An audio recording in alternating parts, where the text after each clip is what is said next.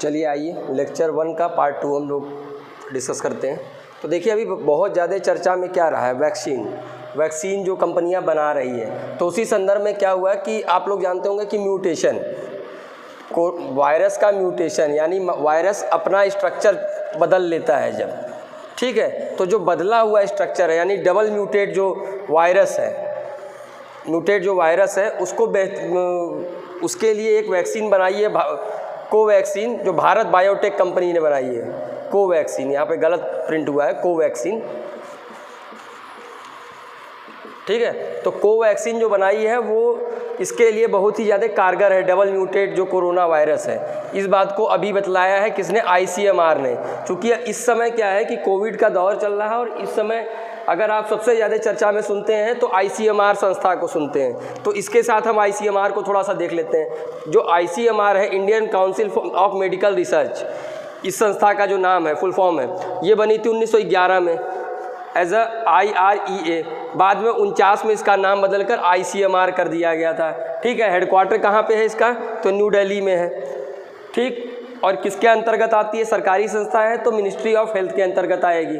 तो क्या है कि जो भारत बायोटेक जो कंपनी है उसने कोवैक्सीन जो बनाई है वो डबल म्यूटेट कोरोना वायरस के लिए महत्वपूर्ण है, कारगर है। इस बात को ICMR ने बतलाया है, ठीक है। अब आइए, जो पिछले साल चक्रवात आया था अम्फान, अभी रिपोर्ट एक आई है state of the global climate report 2020, उसके तहत क्या है कि भारत को $14 बिलियन का आर्थिक नुकसान झेलने को मिला है। क्योंकि आप जानते हैं कि चक्रवात जब आता है तो क्या करता है, भारी मात्रा में नुकसान करता है, चाहे वो आपका इंफ्रास्ट्रक्चर हुआ, रोड हुआ, लोगों की हानि हुई या फिर मौतें हुई, उनका एग्रीकल्चर लैंड पूरा चला जाता है। तो इस तरीके से क्या है कि हम लोगों का अगर ओवरऑल देखा जाए तो कितने बिलियन डॉलर का नुकसान हुआ, तो $14 बिलियन का।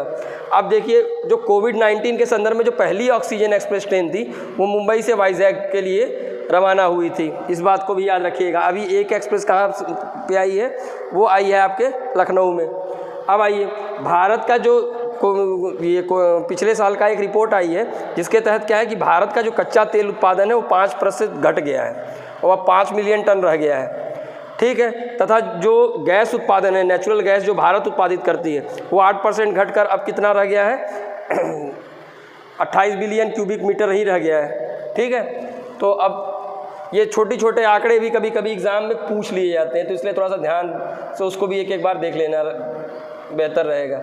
अभी क्या हुआ है कि आप लोग जानते होंगे कि भारत का अभी ऑस्ट्रेलिया से सहयोग चल रहा है विभिन्न बिंदुओं पे। तो चूँकि क्या है, ऑस्ट्रेलिया का लोकेशन क्या है, यहाँ ऑस्ट्रेलिया है मान लीजिए, और ये हम भारत हैं, ये इंडियन ओशियन है, इधर पैसिफिक ओशियन लग जाता है। तो इस क्षेत्र के लिए हमारा सहयोग चल रहा है, इंडो पैसिफिक रीजन के लिए, और इस सहयोग के ही तहत एक अनुदान कार्यक्रम शुरू किया गया है, Australia India Indo Pacific ocean initiative partnership. इसमें क्या है, कुछ पैसा अनुदान के रूप में हम दोनों ही जो देश हैं वो देंगे, जिससे क्या है इस क्षेत्र का विकास सुनिश्चित हो सके। इसी के संबंध में ये आर्टिकल है जो कि ऑस्ट्रेलियन एम्बेसी का जो ये आर्टिकल निकला हुआ है, ठीक है। तो किसके साथ सहयोग इंडो पैसिफिक के लिए हम कर रहे हैं, ऑस्ट्रेलिया के साथ। और इसमें क्या है कि दोनों ही देश क्या है कुछ फंड का इंतजाम कर रहे हैं ताकि इस क्षेत्र का समुचित विकास हो सके। अब एक महत्वपूर्ण टॉपिक आता है, होता क्या है कि देशों के साथ जब समझौते होते हैं तो उनकी संस्थाओं के साथ भी कभी कभी समझौते किए जाते हैं। इसी संदर्भ में भारत का प्रतिस्पर्धा आयोग, कंपटीशन कमीशन ऑफ इंडिया, और ब्राज़ील की आर्थिक रक्षा के लिए जो प्रशासनिक परिषद है CAD के बीच में एक MOU साइन हुआ है, ठीक है। तो कंपटीशन कमीशन ऑफ इंडिया क्या करता है कि जो हमारे यहाँ व्यापार हो रहा है उसमें एक प्रतिस्पर्धात्मक जो वातावरण को डेवलप करने का काम करता है। चूँकि जो संस्थाएं होती हैं वो भी UPSC हो चाहे UPPSC हो, दोनों जगह महत्वपूर्ण होती हैं। तो जब 2017 का ही UPSC का पेपर उठा के आप देखेंगे तो इसके ही बारे में चर्चा पूछ लिया था कि कंपटीशन कमीशन ऑफ इंडिया कब बनाया, इससे रिलेटेड MCQ बनाया था। तो इसको थोड़ा सा देख ले कि इसका जो कंपटीशन कमीशन ऑफ इंडिया बना है वो 2003 में बना है, ठीक। और इसका जो इस समय जो हेड है वो कौन है, अशोक गुप्ता, ठीक है। तो अशोक गुप्ता इसके चेयरमैन है। ये क्या काम करता है कि कंपटीशन का माहौल जो बना रहे, ऐसा ना हो कि इंटरफेयर हो प्रतिस्पर्धा में, और अगर जो इंटरफेयर हो रहा है उसको ये रिजॉल्व करता है, ख़त्म करता है, उसके खिलाफ एक्शन लेता है। ठीक है, अब आइए, दरअसल competition commission of India LPG reform के बाद बना था। एलपीजी रिफॉर्म में क्या था कि हम लोग व्यापार को बाधित करते थे, विदेशी व्यापार भी उस समय नहीं होता था। ठीक है, उस समय फेरा फेमा का कंसेप्ट हुआ करता था, लेकिन उसके बाद जाकर हम लोगों ने जब ग्लोबलाइजेशन में एंट्री किया, एलपीजी रिफॉर्म किया, तब हम जाकर इस संस्था की आवश्यकता पड़ी, तो हम लोगों ने 2003 में बनाया। ठीक, अब एक और टॉपिक देखिए कि institute of chartered accountant of India ICAI और चार्टर्ड अकाउंट्स ऑस्ट्रेलिया, यानी पिछला हमने समझौता किसके साथ किया था, ब्राज़ील के साथ, लेकिन अब हम chartered accountant of Australia and New Zealand जो संस्था है उसके बीच में समझौता हुआ है। ठीक है, अब एक और चीज़ देख लीजिए कि जो महामारी चल रही है, महामारी पर अंकुश लगाने के लिए केंद्र सरकार ने राज्य सरकार को 2021-22 के तहत जो आपदा प्रतिक्रिया कोष है, इसको क्या कहते हैं हम, स्टेट डिजास्टर रिलीफ फंड, इस फंड में से 50% जो टोटल अमाउंट है उसका उपयोग करने की अनुमति दे दी है। दरअसल क्या होता है कि एक होता है NDRF, ये क्या होता है, सेंट्रल लेवल पे होता है डिजास्टर के रिलीफ के लिए। अब उसी तर्ज पर SDRF भी होता है, हर राज्य का अलग अलग होता है, लेकिन ये पैसा स्वायत्तता के साथ खर्च नहीं करते जब तक कि कोई ऐसी नेचुरल कैलामिटीज़ या आपदा ना आए, और उसमें भी केंद्र सरकार का इनको आश्वासन जरूरी रहता है। तो इस संदर्भ में केंद्र सरकार ने इनको अनुमति दे दी। तो अब चलिए थोड़ा सा स्टेट डिजास्टर रिलीफ फंड के बारे में समझ लें, चूँकि NDMA एक्ट के ही अंतर्गत इसका भी गठन किया गया है 2005 में। ठीक है, और ये इसमें क्या है, राज्य अपने मर्जी के अनुसार जो क्या कहते हैं आपदा आई है तो वो पैसा खर्च कर सकते हैं। ठीक, अब इस पूरे फंड में जो सेंट्रल गवर्नमेंट है वो 75% पैसा देती है SDRF में, और जो क्या कहते हैं पर्वतीय राज्य हैं उनको 90%, स्पेशल राज्य उनको 90% का फंड ग्रांट करती है सरकार, केंद्र सरकार देती है। ठीक है, तो अब उस पैसे में से 50% की अनुमति दे सकते हैं। तो आप लोग याद रखिएगा SDRF के बारे में थोड़ी सी बातों को ज़रूर याद रखिएगा कि कब बना, क्या कार्य है।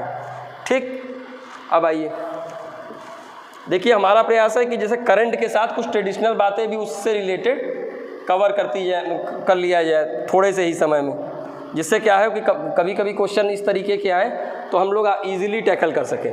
अब आइए, सबसे बड़ी बात क्या है कि डिफेंस में इस समय हम लोग स्वदेशी उपकरणों की बात कर रहे हैं, डिफेंस में हम आत्मनिर्भर बनने की बात कर रहे हैं। इसी संदर्भ में भारत में क्या है, पहला जो है ALH MK3 ये हेलीकॉप्टर है। ठीक है, ALH MK3 इसको हम लोगों ने बनाया है, और पहला जो उसकी खेप है वो हमने INAS नौसेना को दे दी है। इस शिप पर ये हेलीकॉप्टर रहेगा। अच्छा, ये क्या है, ये नेवी के लिए नहीं, आर्मी के लिए ही बनाया जा रहा है। तो हमने पहले बार नेवी को दिया है, और नेवी में कहाँ ये कमीशन हो रहा है, गोवा में ये रहेगा। ठीक है, और ये पूरी तरीके से स्वदेश निर्मित हेलीकॉप्टर है, तो इसका नाम याद रखिएगा। अब एक चीज़ और देखिए कि भारतीय सेना क्या कर रही है कि एक जो मोबाइल ट्रेनिंग टीम है, Indian army mobile training team, वो नाइजीरिया को क्या कर रही है, गुरिल्ला युद्ध के लिए ट्रेंड कर रही है।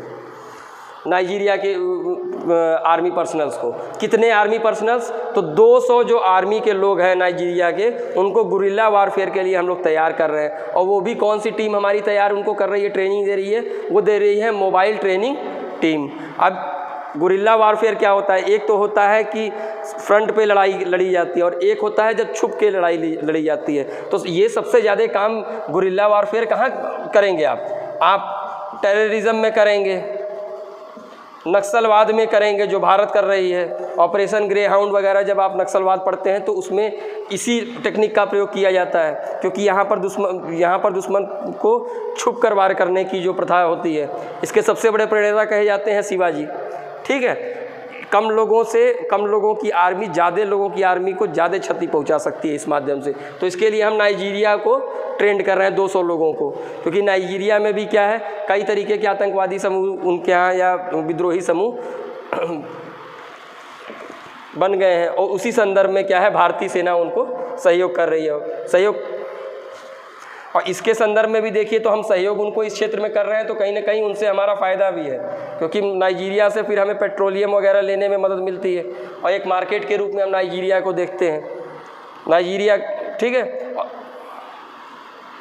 अब बात करते हैं डीआरडीओ की जो टीम, डीआरडीओ की एक विंग है, उसने क्या किया है कि SpO2 वाली जो आजकल ऑक्सीजन लेवल की जो समस्या चल रही है, उसी संदर्भ में एक मशीन बनाया है इन्होंने, ठीक है। डीआरडीओ की जो एक विंग है वो कौन सी है, DBEL, defence bio engineering and electromedical laboratory, Bangalore में स्थित है। इसने क्या किया है कि SpO2, आजकल जब आप लोग मशीन खरीदते हैं, ऑक्सीमीटर खरीदने का बहुत चलन चला है, तो आप उसमें देखते हैं तो ऑक्सीजन के लेवल के ऊपर लिखा है SpO2, तो ब्लड ऑक्सीजन सेचुरेशन, कहिए कभी फुल फॉर्म ही पूछ लिया आपसे किसी छोटे एग्जाम में, ठीक है। तो सप्लीमेंट ऑक्सीजन डिलीवरी सिस्टम का विकसित किया है कि आपको ऑक्सीजन सिलेंडर की ज़रूरत ही ना पड़े, ये है वो है इंस्ट्रूमेंट, ठीक है। अब आइए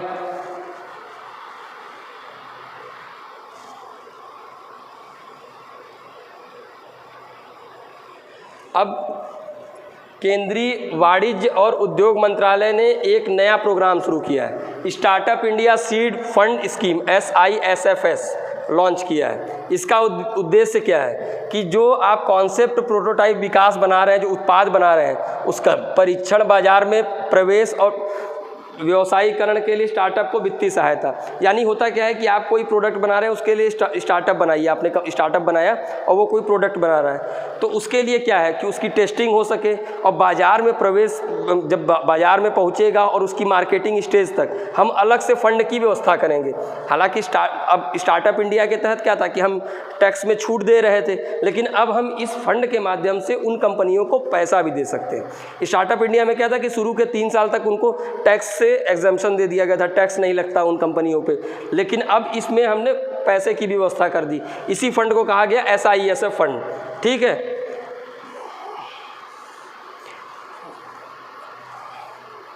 और ये हम लोगों ने कब शुरू किया, एक हमारा जो इनिशिएटिव चला था, एक समिट चली थी प्रारंभ स्टार्टअप इंडिया इंटरनेशनल समिट, उसमें हमने शुरू किया और ये 5 साल चूँकि स्टार्टअप इंडिया के हो गए हैं, इसी उपलक्ष्य में शुरू किया गया है। 5 साल स्टार्टअप इंडिया कार्यक्रम के हो गए हैं, उसी के तहत ये शुरू किया गया है। और इसका काम क्या है कि स्टार्टअप इंडिया के तहत बहुत ज़्यादा फाइनेंशियल मदद नहीं सरकार देती थी, बल्कि टैक्स में छूट देती थी, उनको एक माहौल देती थी, इंस्पेक्टर राज से बचाती थी, परंतु इसमें क्या है, उनको कुछ पैसा भी दिया जाएगा। अब जब स्टार्टअप इंडिया की इतनी बात हो गई है तो स्टार्टअप इंडिया भी देख लिया जाए थोड़ा सा, ठीक है।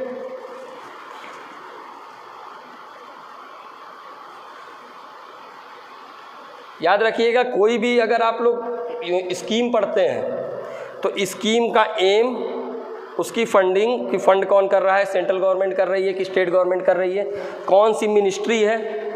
जैसे देखिए स्टार्टअप इंडिया की बात करते हैं तो इसका ये कब शुरू किया गया, लॉन्च किया गया है 2016 में, 16 जनवरी को। इसका काम क्या क्या, इसका मेन 3 जो है फोकस है, क्या है, सिंप्लीफाई करना है नियमों को, थोड़ा सा फंडिंग सपोर्ट भी देना है, और उसके बाद क्या करना है कि उनको पार्टनरशिप और इंडस्ट्रीज़ के बारे में, यानी व्यवसायीकरण के लिए लोगों को ट्रेंड करना है। और इसमें और जो छूट दी जाती थी कि आप कंपनी लगाएंगे तो प्रारंभिक 3 साल तक आपको टैक्स नहीं, सरकार नहीं लगाएगी, ठीक है।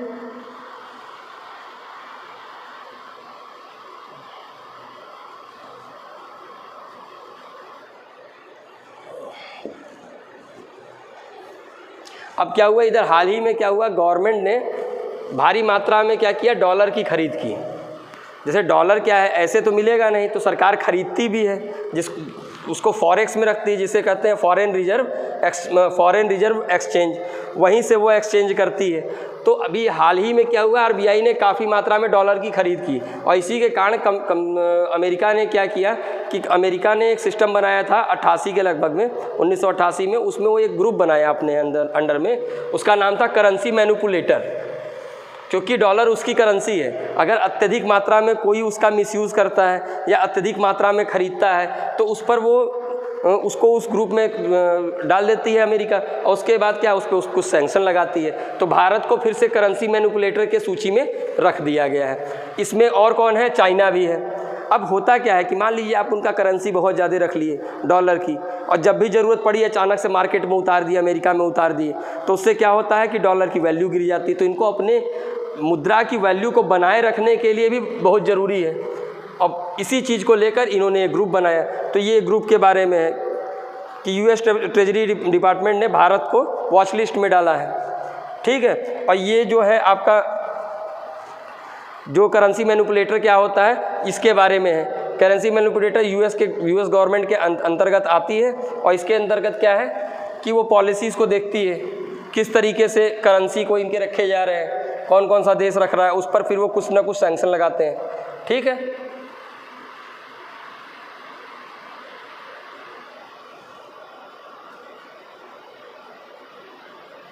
अब आइए बात करते हैं, एक नियुक्ति हुई है एस रमन्ना या शिव सुब्रमण्यम रमन, ये सिडबी के सीएमडी नियुक्त किए गए हैं। अब सिडबी के बारे में आप लोग समझ लीजिए, ये हैं एस रमन्ना। अब बात करते हैं सिडबी की। चूँकि क्या होता है कि ये सिडबी का फुल फॉर्म क्या होगा, small industries development bank of India.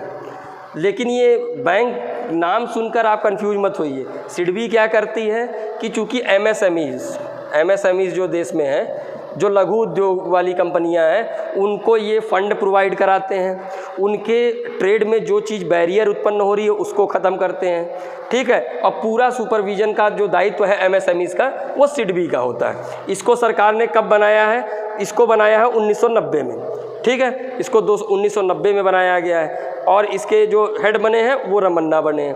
अब इसका उद्देश्य क्या था, एमएसएमई ये जो सिडबी है, सिडबी का उद्देश्य क्या था, सिडबी का उद्देश्य क्या है कि जो इंडस्ट्रीज़ हैं उनको लोन बहुत सुगमता से मिल सके, ठीक है, ताकि वो अपना विकास कर सके। दूसरी चीज़ क्या है, उनके लिए कम्पिटिटिव माहौल बनाया जाए। ऐसा ना हो कि कोई कंपनी आकर एमएसएमईज़ की जो सेक्शन है उसमें आकर पूरी तरीके से कैप्चर कर ले। उसके बाद आइए इनोवेशन के लिए वो ध्यान देती है और सुपरवाइज़ करती है। ये 4 काम मुख्यतः एमएसएमई के सिडबी के रहते हैं, और इसे बनाया कब गया है, 1990 में बनाया गया है, ठीक है। अब आप लोग सोचेंगे एमएसएमईज़ क्यों इतना महत्वपूर्ण है। एमएसएमईज़ इसलिए महत्वपूर्ण है क्योंकि भारत के टोटल एक्सपोर्ट का लगभग 40% का हिस्सा, टोटल एक्सपोर्ट का 40% का हिस्सा अकेले एमएसएमईज़ देखती हैं। अगर ये नहीं रहेंगी तो हमारा एक्सपोर्ट घट जाएगा, बैलेंस ऑफ ट्रेड में फिर हमारे यहाँ ऋणात्मक चला जाएगा, ठीक है। तो आपको करंट के साथ कुछ कुछ ट्रेडिशनल चीज़ें इसी में मिल जाएगी, ठीक है। अब एक बात आती है साइंस टेक से रिलेटेड कि क्या हुआ कि नासा की एक इंगुनिटी हेलीकॉप्टर है, इसने मंगल ग्रह पे उतारा है। पहली बार ऐसा हुआ है, ये हेलीकॉप्टर है, पहली बार ऐसा हुआ है कि मंगल ग्रह पे कोई हेलीकॉप्टर उतरा है। वो ये हेलीकॉप्टर है इंगुनिटी। ये किसका है, नासा का है। और ये किस प्रोग्राम के तहत है, जो मार्स मिशन था नासा का 2020 का, इसी का ये पार्ट है। और आप लोग अक्सर अगर स्टेट पीएससीज देखते हैं तो हमेशा ध्यान देते होंगे कि अक्सर क्वेश्चन इस टाइप का बनता है कि ये इस ग्रह पर ये हेलीकॉप्टर किस देश द्वारा छोड़ा गया, ये मिशन किस मिशन के तहत किया गया। तो इस तरीके से आप लोग इसको ध्यान दीजिएगा।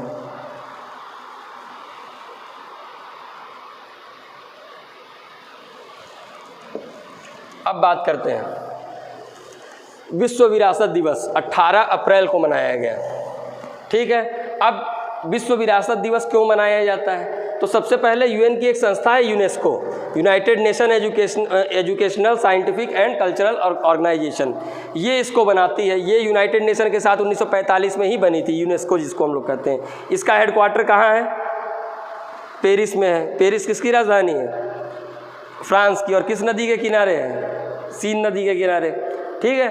तो ये यूनेस्को के अंतर्गत बनाया जाता है। इसके अंतर्गत क्या होता है, जो कल्चरल होते हैं, प्राकृतिक होते हैं, ऐसे स्थलों को जो बहुत महत्वपूर्ण होते हैं उनको प्रिजर्व किया जाता है। तो उसमें एक लिस्ट तैयार की जाती है। तो वहीं टोटल भारत के कितने स्थल को हेरिटेज साइट में रखा गया है, 38 साइट को। ये 38 साइट ये है, मैप में देख लीजिए। अभी हाल में 2019 में जयपुर सिटी को वर्ल्ड हेरिटेज साइट के लिस्ट में रखा गया था। और इसमें भी देखेंगे आप तो इसमें देखिए जैसे ताजमहल के बाद आपका कुतुब मीनार, ये सब सारे स्थलों को रखा गया है। और इसमें एक मिक्स सेक्शन में और 7 प्राकृतिक सेक्शन में रखे गए हैं, और बाकी आपके कौन से हैं, सांस्कृतिक सेक्शन में। तो इस तरीके से आप इसको देख लीजिए। तो वर्ल्ड हेरिटेज दिवस कौन मनाता है, यूनेस्को मनाता है। यूनेस्को कब बना, 45 में। कहाँ है इसका हेडक्वार्टर, पेरिस में, ठीक है। इसका हेड कौन है, ऑड्रे एजोले, ठीक है। और क्यों बनाया गया, जो साइट्स हैं जो प्राकृतिक हो चाहे मैन मेड हो, उनके प्रिजर्व के लिए, जो वर्ल्ड के लिए बहुत ज़रूरी हैं, विरासत के रूप में है हमारे यहाँ। और भारत की कितनी साइटें हैं, तो 38 साइटें हैं। 38 में से क्या है, 7 साइटें प्राकृतिक हैं, 1 मिक्स्ड में है, और बाकी 30 जो है हमारा नेचुरल साइटें हैं, ठीक है। अब आइए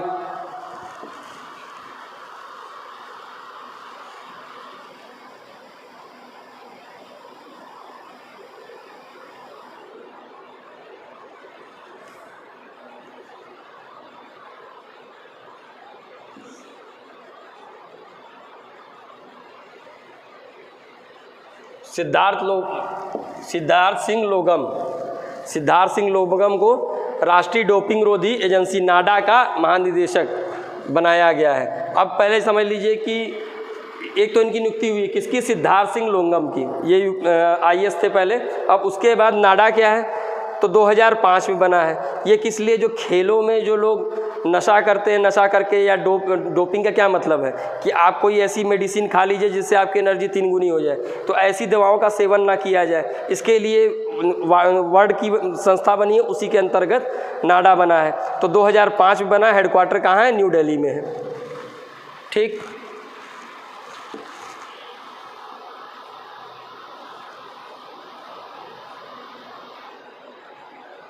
अभी एक फुटबॉल टूर्नामेंट हुआ था, ठीक है।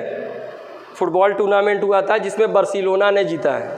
और ये फुटबॉल टूर्नामेंट क्या है, कोपा डेल रे फुटबॉल।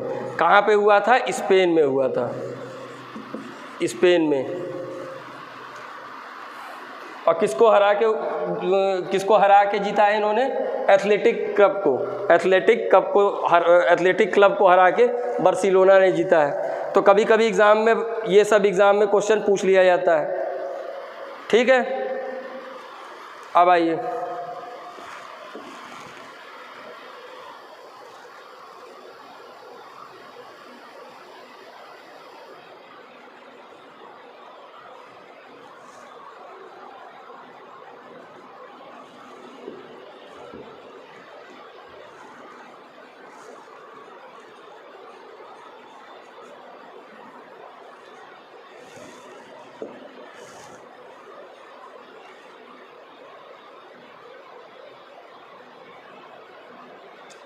अब देखिए,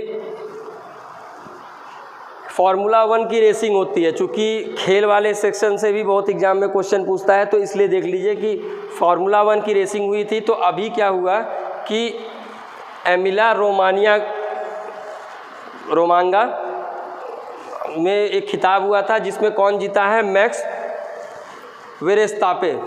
ये हैं मैक्स वेरेस्तापे, ये कहाँ के हैं, ये हैं बेल्जियम के। और ये किसके ड्राइवर हैं, तो रेड बुल के ड्राइवर है, इन्होंने जीता है। तो कहाँ का जीता है, एमिला रोमांगा का खिताब जीता है फार्मूला 1 में। और किसके ड्राइवर हैं ये, तो ये रेड बुल के ड्राइवर हैं, ठीक है।